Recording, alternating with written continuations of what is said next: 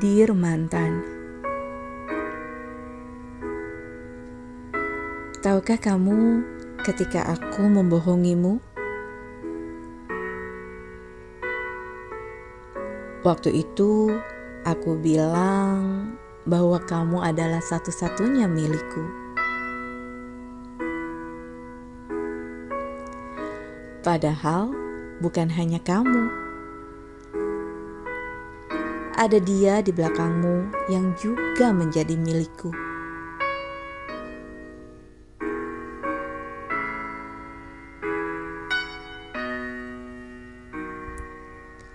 Dear mantan,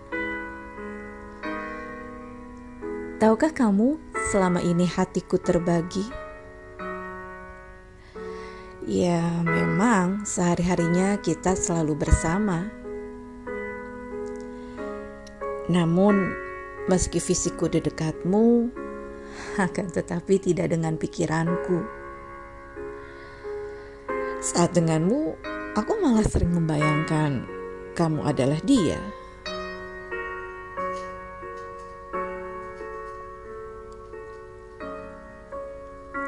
Dear mantan, tahukah kamu aku mencintaimu dan aku juga mencintai dia?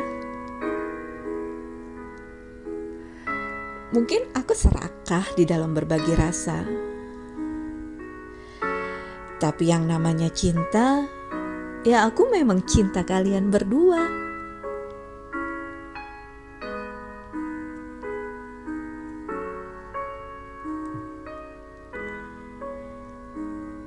Dear mantan,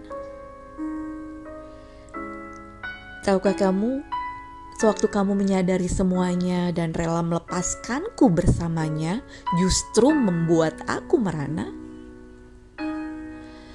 Di mana-mana, dengan atau tanpa dia, bayanganmu selalu ada. Hingga akhirnya aku putuskan dia untuk aku sendiri dulu.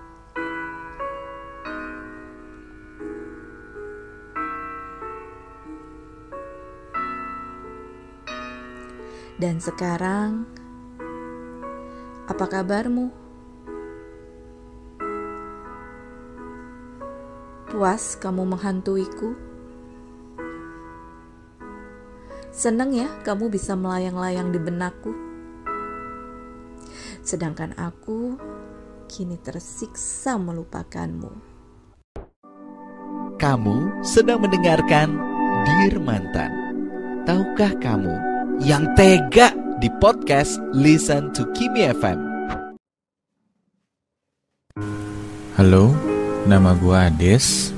Di sini gue coba mau cerita tentang pengalaman gue. Mungkin ini bisa dibilang pengalaman toxic relationship yang pernah gue alamin sebelumnya bersama mantan gue. Jadi kita ngejalanin hubungan pacaran itu kurang lebih selama hampir 3 tahun. Di awalnya mungkin seperti orang pacaran pada umumnya ya. Ketika awal-awal pacaran semuanya berasa dunia milik berdua, masih happy-happy gitu kan ya, masih hangat lah suasananya. Cuman bulan berganti bulan, ketika masuk bulan ke-6 itu pastinya mulai ada masalah-masalah kecil yang mungkin dibesar-besarkan, tapi di situ kita masih bisa menyelesaikannya dengan baik-baik.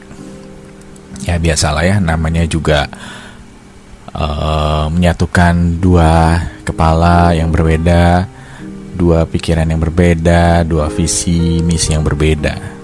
Jadi wajar aja. Jadi kayak pasangan pada umumnya lah. Akhirnya masuk ke tahun berikutnya. Ini mulai masalahnya mulai serius.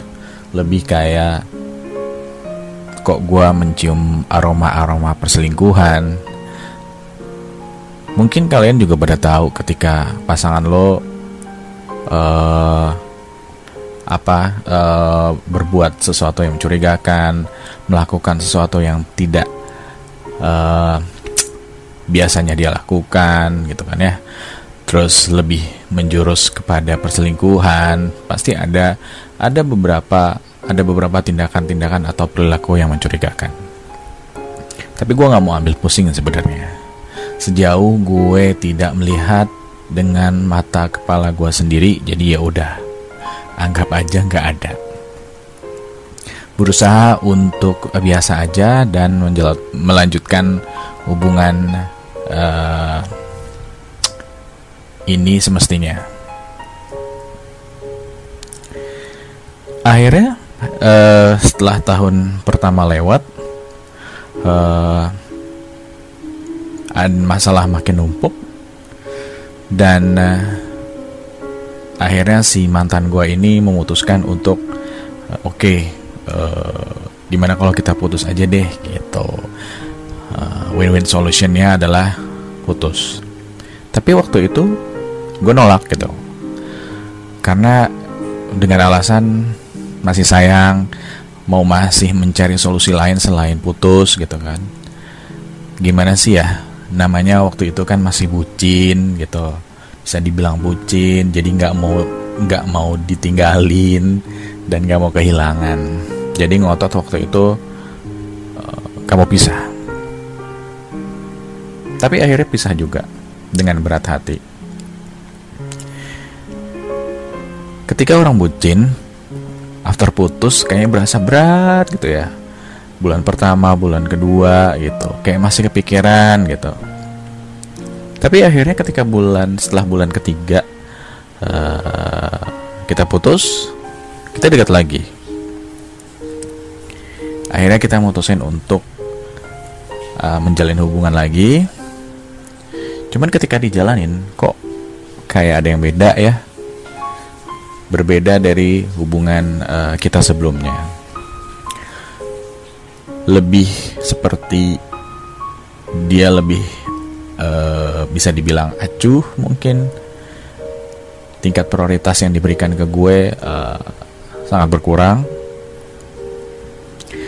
Tapi gue berusaha buat ayo udahlah gitu. Mungkin memang lagi ada banyak yang diurusin gitu kan. Setelah beberapa bulan jalan lagi di tahun kedua kita mutusin untuk balikan, itu makin gak jelas, makin santer aroma-aroma perselingkuhan itu. Terus lanjut, ternyata pada suatu hari benerlah gue melihat bukti dengan mata kepala gue sendiri. Ternyata mantan gue ada orang lain. Saat itu yang ada di pikiran gue marah banget. Gak ngerti kenapa bisa. Maksud gue kalau misalkan memang dia udah nggak mau, ya udah, gak usah balikan gitu kan. Akhirnya gue minta penjelasan ke dia dengan baik-baik, tanpa ada kekerasan. Kita obrolin baik-baik, dan gue beri pilihan ke dia. Oke, kalau lu mau memilih masih memilih jalan bareng gue, oke, ayo kita jalanin, tapi tinggalin orang itu. Atau kalau memang lo memilih orang itu, gue cabut. Dan gak ngerti, yang keluar dari mulutnya dia bingung. Dia bingung mau milih pilihan apa, karena dia juga nyaman dengan si selingkuhannya. What? Itu kayak, ya kesel lah pasti. Akhirnya gue kasih waktu dia seminggu untuk mikir dan memilih pilihan mana yang akhirnya dia pilih nantinya. Seminggu berlalu, akhirnya gue coba konfirmasi balik. Ternyata memang tidak ada perubahan sama sekali. Dia masih bingung dan dia nggak bisa ninggalin itu selingkuhannya. Harusnya orang yang normal ketika disakitin, gua itu harusnya cabut atau ya udahlah gitu kan, silakan dia memilih selingkuhannya, gua harus ambil sikap ya. Tapi anehnya mungkin karena dengan alasan masih sayang, gak mau kehilangan, bodohnya gue adalah oke, gue coba untuk nerima dia dan selingkuhannya. Jadi kayak ngejalanin open relationship. Cuma yang buat gue gak fair adalah si selingkuhannya gak tahu kalau ada gue sebenarnya gitu.